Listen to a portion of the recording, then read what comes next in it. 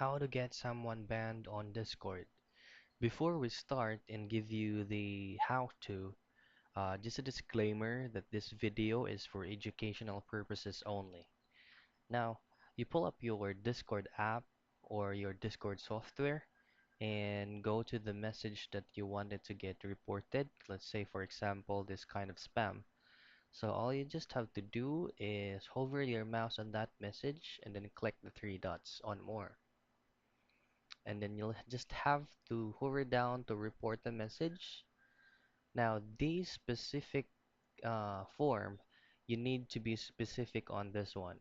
Let's say, for example, you don't like it, report it as spam, abuse or harassment, harmful misinformation or glorifying violence, exposing private identifying information, or something else.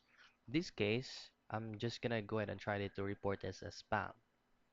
Now, once you submit the report, all you just have to do is to wait for Discord to reply to you once everything is confirmed. You can also try to check and research under their community guidelines if what are the requirements for reporting an account.